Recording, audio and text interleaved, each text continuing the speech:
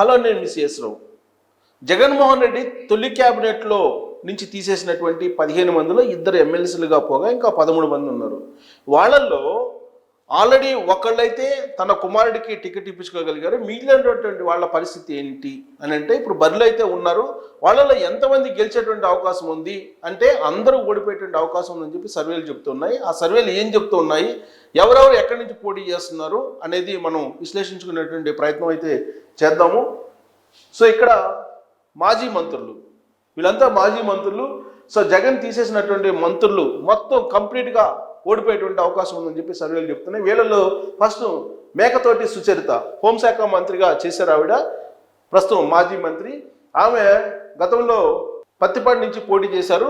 ఇప్పుడు ఆవిడని బదిలీ మీద తాడికొండ తీసుకొచ్చారు. తాడికొండలో పైనీర్ సంస్థ అలాగే పోల్ పల్స్ 2 సర్వేలను తీసుకుంటే కనుక ఈ 2 కొంచెం క్రైటీరియా ఉండేటువంటి సర్వేలు. సో దీని ప్రకారం మనం చూస్తే తాడికొండ వచ్చేసి తెలుగుదేశం పార్టీ గెలిచేటువంటి అవకాశం ఉంది.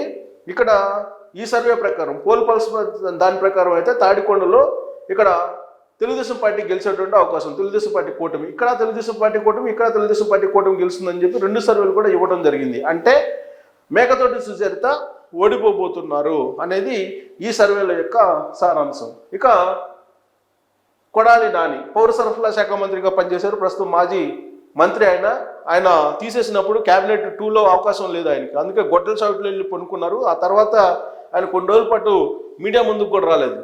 బట్ తిరిగి మళ్ళా మీడియా ముందుకు వచ్చి తనదైనటువంటి శైలిలో నారా చంద్రబాబు నాయుడు మీద, లోకేష్ మీద, అలాగే కుటుంబం మీద విరుచుకుపడేటువంటి ఎమ్మెల్యేగా ఇప్పుడు ఉన్నారు. ఆయన పరిస్థితి ఏంటంటే గుడివాడ నుంచి పోటీ చేశారు, గతంలో గెలిచారు. ఇప్పుడు గుడివాడ నుంచి పోటీ చేస్తున్నారు. గుడివాడలో ఇప్పుడు పైనీర్ సంస్థ ఇచ్చినటువంటి సర్వే ప్రకారం టైట్ ఉంది, టైట్ పొజిషన్, నువ్వా నేను అన్నట్టు ఉంది అని చెప్పేసి ఇక్కడ మచిలీపట్నం లోక్సభ పరిధిలో ఉంది, అది టైట్ ఉంది అని చెప్పి పైనీర్ సంస్థ అంచనా వేస్తుంది. కానీ లోక్సభ పరిధిలో ఉండేటువంటి పోలింగ్ శాతం చూస్తే 52 ఎన్డీఏకి ఉంది, వైఎస్ఆర్ కాంగ్రెస్ పార్టీ 43 ఉంది. అంటే దాదాపుగా ఇక్కడ 7-2 అంటే దాదాపు 9% ఎక్స్ట్రా ఉంది ఎన్డీఏ. అంటే ఇక్కడ టైట్ ఫైట్ ఉన్నప్పటికీ కూడా గుడివాడలో నాని ఓడిపోయే అవకాశం ఉందని చెప్పి మనం అంచనాకి రావచ్చు పైనీర్ సంస్థ దాని ప్రకారం. ఇక పోల్ పల్స్ సంబంధించి గుడివాడలో 50-50, ఇది కూడా 50-50 ఇచ్చారు. సో కానీ ఇక్కడ ఓట్ షేర్కి వచ్చేటప్పటికి ఎక్కువగా ఉంది కాబట్టి కొడాలి నాని ఈసారి ఓడిపోయేటువంటి అవకాశం ఉందని చెప్పి ఒక ఒపీనియన్కి రావచ్చు. ఇక ఆళ్ళ నాని ఆరోగ్య కుటుంబ సంక్షేమ శాఖ మంత్రిగా చేశారు. మాజీ మంత్రి, ప్రజెంట్ మాజీగా ఉన్నారు. గతంలో ఏలూరు నుంచి చేశారు, ఇప్పుడు కూడా ఏలూరు నుంచి చేస్తున్నారు, పోటీ చేస్తూ ఉన్నారు. సో ఏలూరు లోక్సభ పరిధిలో ఏలూరు ఉంది. ఏలూరు నుంచి చూస్తే కనుక పైనీర్ సంస్థ ఇచ్చినటువంటి సర్వే ప్రకారం ఏలూరు తెలుగుదేశం పార్టీకి చాలా క్లియర్గా ఉంది, ఎడ్జ్ ఉంది. అలాగే పోల్ పల్స్ సర్వే ప్రకారం ఏలూరు చూస్తే కనుక తెలుగుదేశం పార్టీ కూటమి గెలిచేటువంటి అవకాశం ఉంది. సో కాబట్టి ఈ 2 సర్వేలను బేస్ చేసుకుంటే కనుక ఆళ్ళ నాని ఎట్టి పరిస్థితుల్లో కూడా గెలిచేటువంటి అవకాశం లేదు. కాబట్టి ఓడిపోయేటువంటి మంత్రుల జాబితాలో ఆళ్ళ నాని కూడా ఉన్నారు, మాజీ మంత్రుల జాబితాలో. ఇక్కడ పేర్ని నాని, సో పేర్ని నాని ప్రస్తుతం అయితే ఆయన పోటీ చేయట్లేదు, ఆయన కుమారుడికి కిట్టుకి అవకాశం ఇచ్చారు. సో కిట్టు ప్రస్తుతం బరిలో ఉన్నారు. కానీ ఇప్పుడు పేర్ని నాని దృష్ట్యానే మనం చూడాలి. కిట్టు గెలుపు ఓటములను కూడా పేర్ని నాని దృష్ట్యా చూడాలి. అందుకే పేర్ని నాని ఫోటో పెట్టాము. ఆయన రవాణా సమాచార శాఖ మంత్రిగా పనిచేసి ప్రస్తుతం మాజీ మంత్రి. ప్రస్తుతం ఆయన అయితే ఎన్నికల బరిలో లేరు, వాళ్ళ అబ్బాయిని దించారు. గతంలో మచిలీపట్నం నుంచి ఆయన పోటీ చేసి గెలిచారు. ఇప్పుడు మచిలీపట్నం నుంచి వాళ్ళ అబ్బాయి కిట్టుని బరిలోకి దించారు. సో కిట్టు యొక్క గెలుపు ఓటములు ఇప్పుడు పేర్ని నాని యొక్క గెలుపు ఓటముల కింద మనం భావించాలి. సో మచిలీపట్నం నుంచి ఏంటి పరిస్థితి అని అంటే, మచిలీపట్నం లోక్సభ పరిధిలో మచిలీపట్నం తెలుగుదేశం పార్టీ కూటమి గెలిచేటువంటి అవకాశం చాలా క్లియర్గా కనిపిస్తూ ఉంది పైనీర్ సంస్థ ప్రకారం. అలాగే పోల్ పల్స్ సర్వే ప్రకారం మచిలీపట్నంలో తెలుగుదేశం పార్టీ కూటమి గెలిచే అవకాశం ఉందని చెప్పి చాలా క్లియర్గా ఇవ్వడం జరిగింది. బహుశా అందుకే పవన్ కళ్యాణ్ మీటింగ్ అయిపోయిన తర్వాత పవన్ కళ్యాణ్ నేనేమనలేదు అని చెప్పి దాదాపుగా వివరణ ఇచ్చుకునేటువంటి పరిస్థితికి పేర్ని నాని వచ్చారు. ప్రెస్ మీట్ పెట్టి పవన్ కళ్యాణ్ని నేను ఏ రోజు దూషించలేదు, ఏ రోజు అన్పార్లమెంట్లో వర్డ్స్ ఉపయోగించలేదు, పవన్ కళ్యాణ్ని నేను ఎట్టి పరిస్థితుల్లో కూడా నేను దూషిస్తూ మాట్లాడలేదు అని చెప్పేటువంటి ప్రయత్నం చేశారు. అని అంటే ఓటమిని ముందుగా అంగీకరించినట్టు. ఈ సర్వేల ప్రకారం కూడా ఓటమి చెందుతున్నారు అని చెప్పి కిట్టు. ఇక వెల్లంపల్లి శ్రీనివాస్ దేవాదాయ శాఖ మంత్రిగా చేశారు ఆయన, మాజీ మంత్రి. గతంలో విజయవాడ వెస్ట్ నుంచి చేశారు ఆయన, విజయవాడ సెంట్రల్ కాదు వెస్ట్ నుంచి చేశారు, తప్పేశారు మా వాళ్ళు. సో విజయవాడ వెస్ట్ నుంచి పోటీ చేసి గెలిచారు గత ఎన్నికల్లో. ఇప్పుడు విజయవాడ సెంట్రల్ నుంచి చేస్తున్నారు ప్రజెంట్ సెంట్రల్ నుంచి ఆయన పోటీ చేస్తున్నారు, విజయవాడ సెంట్రల్ నుంచి. సో కాబట్టి ఈసారి ఏం జరగబోతుంది, ఈయన గెలిచేటువంటి అవకాశం ఉందా లేదా అనేది మనం చూడొచ్చు. సో విజయవాడ సెంట్రల్లో చూస్తే కనుక పైనీర్ సంస్థ ఇచ్చినటువంటి సర్వే ప్రకారం తెలుగుదేశం పార్టీ ఈజీగా గెలవబోతుంది అక్కడ. అలాగే పోల్ పల్స్ సర్వే ప్రకారం విజయవాడ సెంట్రల్లో తెలుగుదేశం పార్టీ గెలవబోతోంది. అంటే రెండు సర్వేల ప్రకారం కూడా వెల్లంపల్లి శ్రీనివాస్ ఓడిపోబోతున్నారు అనేది చాలా క్లియర్గా అర్థమవుతుంది. తెలుగుదేశం పార్టీ కూటమి సెంటర్లో గెలవబోతుంది ఈసారి అనేది రెండు సర్వేలు కూడా ఇవ్వడం జరిగింది. కాబట్టి వెల్లంపల్లి శ్రీనివాస్ ఓడిపోయేటువంటి మాజీ మంత్రుల జాబితాలో ముందున్నారని చెప్పి మనం చెప్పొచ్చు, అంచనా కూడా వేయచ్చు. ఇక ధర్మాన కృష్ణదాస్ రెవెన్యూ స్టాంపులు రిజిస్ట్రేషన్లు ప్లస్ ఉప ముఖ్యమంత్రిగా కూడా చేశారు ఆయన. సో ఆయన గత ఎన్నికల్లో నర్సన్నపేట నుంచి పోటీ చేశారు, ఇప్పుడు సేమ్ నర్సన్నపేట నుంచే పోటీ చేస్తూ ఉన్నారు. సో ఆయన పరిస్థితి ఏంటి అంటే శ్రీకాకుళం లోక్సభ పరిధిలో నర్సన్నపేట చూస్తే కనుక తెలుగుదేశం పార్టీ కూటమి గెలిచే అవకాశం ఉందని చెప్పి చాలా క్లియర్గా పైనీర్ సంస్థ అంచనా వేస్తుంది. ఇక పోల్ పల్స్ కూడా నర్సన్నపేట వచ్చేసి పోల్ పల్స్ ఏం చెప్తుంది, నర్సన్నపేట 50-50 అని చెప్తుంది. సో 50-50 అని చెప్పి పోల్ పల్స్ చెప్తుంది. క్లియర్గా పైనీర్ సంస్థ నర్సన్నపేటలో తెలుగుదేశం పార్టీ కూటమి గెలిచే అవకాశం ఉందని చెప్తుంది. బట్ నర్సన్నపేట లోక్సభ అంటే శ్రీకాకుళం లోక్సభ నర్సన్నపేట అసెంబ్లీ ఉంది, అక్కడ ఎన్డీఏకి చాలా ఎక్కువగా ఓట్ షేరింగ్ ఉంది. కాబట్టి పోల్ పల్స్ సర్వే ప్రకారం 50-50 కాదు, ఖచ్చితంగా దీని ప్రకారం అయితే ఓడిపోయేటువంటి అవకాశం ఉంది ధర్మాన కృష్ణదాస్. సో ఇక్కడ తెలుగుదేశం పార్టీ కూటమి గెలిచేటువంటి అవకాశం ఉందని చెప్పి మనం అంచనాకి రావచ్చు. ఇక ముత్తంశెట్టి శ్రీనివాస్ అరగంట. సో పర్యాటక సాంస్కృతిక శాఖ మంత్రి ఈయన. సో ఈయన గత ఎన్నికల్లో భీమిలి నుంచి పోటీ చేశారు, ఈ ఎన్నికల్లో భీమిలి నుంచి పోటీ చేస్తున్నారు. అక్కడ గురు శిష్యులు ఇద్దరు కూడా పోటీ పడుతున్నారు. గంటా శ్రీనివాసరావు తెలుగుదేశం పార్టీ అభ్యర్థి. సో ఇప్పుడు విశాఖపట్నం లోక్సభ పరిధిలో భీమిలి తెలుగుదేశం పార్టీ గెలిచే అవకాశం ఉందని చెప్పి పైనీర్ సంస్థ అంచనా వేస్తుంది. అలాగే పోల్ పల్స్ సర్వే భీమవరం నుంచి ఈసారి ఓడిపోయేటువంటి అవకాశం ఉందని చెప్పి చాలా క్లియర్గా ఈ సర్వేలు చెప్తూ ఉన్నాయి.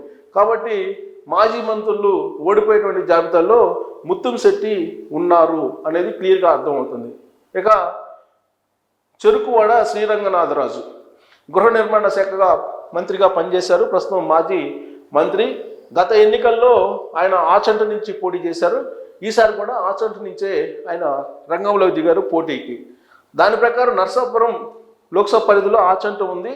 సో ఆచంట తెలుగుదేశం పార్టీ కూటమి గెలిచే అవకాశం ఉందని చెప్పి పైనీర్ సంస్థ అంచనా వేస్తూ ఉంది. ఇక పోల్ పల్స్ చూస్తే కనుక ఆచంట నుంచి తెలుగుదేశం పార్టీ కూటమి గెలిచే అవకాశం ఉందని చెప్పి అంచనా వేస్తుంది. అంటే రెండు సర్వేలు కూడా చాలా క్లియర్గా ఆచంట నుంచి తెలుగుదేశం పార్టీ కూటమి గెలిచే అవకాశం ఉందని చెప్పి అంచనా వేస్తుంది. అంటే దాని అర్థం శ్రీరంగనాథరాజు ఓడిపోతారు, చెరుకువాడ శ్రీరంగనాథరాజు ఓడిపోవటం ఖాయం అని చెప్పి ఆ రెండు సర్వేలు చెప్తూ ఉన్నాయి. సో మరొక మాజీ మంత్రి శ్రీరంగనాథరాజు కూడా ఓడిపోయేటువంటి మాజీ మంత్రుల జాబితాలోకి కనిపిస్తూ ఉన్నారు. ఇక అనిల్ కుమార్ యాదవ్ నీటిపారుదల శాఖ మంత్రిగా పనిచేశారు.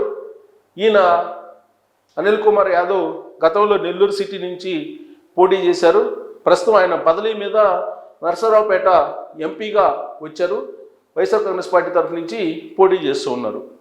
సో ఆయన పరిస్థితి ఏంటి అని అంటే సర్వేల ప్రకారం నరసరావుపేట ఎంపీ సంబంధించి తెలుగుదేశం పార్టీ గెలవబోతుందని చెప్పి పైనీర్ సంస్థ అంచనా వేసింది.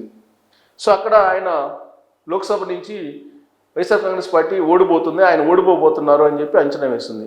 అలాగే ఇక్కడ నరసరావుపేట చూస్తే తెలుగుదేశం పార్టీ గెలవబోతుంది అని చెప్పి దీని ప్రకారం అంటే అసెంబ్లీ సెగ్మెంట్స్కి ఇచ్చినటువంటి గెలుపు ప్రకారం చూస్తే కనుక అక్కడ నర్సరావుపేట నుంచి అనిల్ కుమార్ యాదవ్ ఓడిపోబోతున్నారు అని చెప్పి చాలా క్లియర్గా అర్థమవుతుంది. సో ఇక్కడ తెలుగుదేశం పార్టీ గెలిచే అవకాశం ఉంది నర్సరావుపేట నుంచి. ఇక్కడ కూడా నర్సరావుపేట నుంచి తెలుగుదేశం పార్టీ గెలిచే అవకాశం ఉంది. సో రెండు సర్వేల్లో కూడా చాలా క్లియర్గా నర్సరావుపేట నుంచి లోక్సభ నుంచి అనిల్ కుమార్ యాదవ్ ఓడిపోబోతున్నారు అని చెప్పి మనకు ఒక అంచనాకు రావచ్చు. అంటే మాజీ మంత్రి మరొక అనిల్ కుమార్ యాదవ్ కూడా ఓడిపోయేటువంటి జాబితాలోకి చేరిపోయారు. ఇక బాలినేని శ్రీనివాసరెడ్డి, ఈయన జౌలి, చేనేత, చిన్న పరిశ్రమల శాఖ మంత్రిగా పనిచేశారు. Senior politician. ఇప్పటికే దాదాపుగా ఒంగోలు నుంచి 5 సార్లు గెలిచారు. గత ఎన్నికల్లో కూడా ఒంగోలు నుంచి గెలిచారు. ఇప్పుడు కూడా ఒంగోలు నుంచి ఆయన పోటీలోకి దిగారు. వాస్తవంగా ఆయనకి టికెట్ ఇస్తారా లేదా అనేది చివరి నిమిషం వరకు కూడా దోబూసులాడారు. ఆయన ఒకనొక సమయంలో తెలుగుదేశం పార్టీలో కూడా వెళ్ళే అవకాశం ఉందని చెప్పి కూడా ప్రచారం జరిగింది. అయితే ఎట్టకేలకు ఇంట్లో మనిషి కాబట్టి జగన్మోహన్ రెడ్డి ఆయనకు టికెట్ ఇవ్వక తప్పనటువంటి పరిస్థితుల్లో టికెట్ ఇచ్చారు. సో ఇప్పుడు ఆయన పరిస్థితి ఏంటి అని అంటే, ఒంగోలు లోక్సభ పరిధిలో ఒంగోలు అసెంబ్లీ నియోజకవర్గం తెలుగుదేశం పార్టీ కూటమి గెలుచుకోబోతుందని చెప్పి పైనీర్ సంస్థ అంచనా వేస్తుంది. At the same time poll pulse కూడా ఒంగోలులో తెలుగుదేశం పార్టీ గెలవబోతుంది అని చెప్పి అంచనా వేస్తుంది. అంటే ఈ రెండు సర్వేలు కూడా క్లియర్గా తెలుగుదేశం పార్టీకి ఎడ్జ్ ఉంది, తెలుగుదేశం పార్టీ గెలవబోతుంది అని చెప్పి అంచనా వేశాయి రెండు సర్వేలు కూడా. అంటే బాలినేని శ్రీనివాసరెడ్డి ఓడిపోబోతున్నారు అనేది చాలా క్లియర్గా ఈ రెండు సర్వేలు చెప్తూ ఉన్నాయి. కాబట్టి ఓడిపోయే మాజీ మంత్రుల జాబితాలో బాలినేని శ్రీనివాసరెడ్డి కూడా ఉన్నారు అనేది మనకు క్లియర్గా అర్థమవుతుంది. ఇక Malagundla Shankar Narayana, so BC welfare, రోడ్లు భవనాల శాఖ మంత్రిగా పనిచేశారు ఆయన. ప్రస్తుతం ఆయన అనంతపురం ఎంపీగా పోటీ చేస్తున్నారు. గతంలో పెనుగొండ నుంచి పోటీ చేసి గెలిచారు ఆయన. సో ప్రస్తుతం అనంతపురం లోక్సభ వచ్చేసి పైనీర్ సంస్థ తెలుగుదేశం పార్టీ కూటమి గెలవబోతుందని చెప్పి అంచనా వేస్తుంది. అలాగే పోల్ పల్స్ కూడా అనంతపురం నుంచి తెలుగుదేశం పార్టీ గెలిచే అవకాశం ఉందని చెప్పి అంచనా వేస్తుంది. అంటే లోక్సభ స్థానాలు ఎక్కువగా అనంతపురం నుంచి తెలుగుదేశం పార్టీ గెలిచే అవకాశం ఉంది. దీన్ని బట్టి అనంతపురం లోక్సభ కూడా తెలుగుదేశం పార్టీ గెలిచే అవకాశం ఉంది అని చెప్పి అంచనా వేస్తున్నారు. అంటే శంకర్ నారాయణ అక్కడి నుంచి ఓడిపోబోతున్నారు, అనంతపురం ఎంపీగా ఓడిపోబోతున్నారు. కాబట్టి మాజీ మంత్రులు ఓడిపోయేటువంటి వాళ్ళల్లో శంకర్ నారాయణ కూడా ఉన్నారని చెప్పి చెప్పవచ్చు. ఇక కురసాల కన్నబాబు వ్యవసాయం సహకార శాఖ మంత్రిగా చేశారు. ప్రస్తుతం ఆయన మాజీ మంత్రి. కాకినాడ రూరల్ నుంచి గత ఎన్నికల్లో పోటీ చేశారు. ప్రస్తుతం కాకినాడ రూరల్ నుంచే ఆయన పోటీలోకి దిగారు. ఆయన పరిస్థితి ఏంటి అని అంటే, పైనీర్ సంస్థ కాకినాడ లోక్సభ పరిధిలో కాకినాడ రూరల్ వచ్చేసి తెలుగుదేశం పార్టీ కూటమి గెలిచే అవకాశం ఉందని చెప్పి చాలా క్లియర్గా ఇచ్చింది. పైనీర్ సంస్థ సర్వే అంచనా వేసింది. అలాగే పోల్ పల్స్ ఏం చెప్పింది, కాకినాడ రూరల్ తెలుగుదేశం పార్టీ కూటమి గెలిచే అవకాశం ఉందని చెప్పి అంచనా వేసింది. అంటే కన్నబాబు ఓడిపోబోతున్నారు, మాజీ మంత్రుల ఓటమి జాబితాలో కన్నబాబు వెళ్తున్నారని చెప్పి చాలా క్లియర్గా ఈ రెండు సర్వే సంస్థలు అంచనా వేస్తూ ఉన్నాయి. సో మాజీ మంత్రులు దాదాపుగా అందరూ ఓడిపోయేటువంటి పరిస్థితి. జగన్మోహన్ రెడ్డి తొలి క్యాబినెట్లో ఉన్నటువంటి వాళ్ళని తీసివేశారు చాలామందిని. సో క్యాబినెట్ 2లో ఉన్నటువంటి వాళ్ళ ఎవరు గెలిచే అవకాశం ఉందని చెప్పి ఆల్రెడీ ఇవ్వడం జరిగింది. ఇప్పుడున్నటువంటి మంత్రుల్లో 11 మంది ఓడిపోయేటువంటి అవకాశం ఉందని చెప్పి సర్వేలు చెప్తూ ఉన్నాయి. మాజీ మంత్రులు మొత్తం ఓడిపోయేటువంటి అవకాశం ఉందని చెప్పి సర్వేలు అంచనా వేస్తూ ఉన్నాయి. సో ఆల్రెడీ మాజీ మంత్రులుగా 15 మంది తొలి క్యాబినెట్ నుంచి తీసేయడం జరిగింది. వాళ్ళలో 2 ఎమ్మెల్సీలు ఇవ్వడం జరిగింది. మిగిలినటువంటి 13 మందికి సంబంధించి వాళ్ళలో కొంతమందికి టికెట్ రాలేదు, మరి కొంతమందికి వచ్చింది. సరే, వచ్చినటువంటి వాళ్ళలో అందరూ మాజీ మంత్రులు ఓడిపోయేటువంటి పరిస్థితి ఉందని చెప్పి సర్వేలు అంచనా వేస్తున్నాయి. పైనీర్ సంస్థ అలాగే పోల్ పల్స్, ఆ రెండు సంస్థలు కూడా యాక్యురేట్గా సర్వేలు చేస్తూ ఉంటాయి. కాబట్టి మాజీ మంత్రులు టోటల్గా అందరూ ఓడిపోయేటువంటి పరిస్థితి కనిపిస్తూ ఉంది. సో దీని మీద మీ అభిప్రాయాన్ని కూడా తెలియజేయచ్చు. మీ అభిప్రాయాన్ని ట్రోల్స్ రూపంలో మీరు ట్రోల్ చేయొచ్చు. Thank you very much.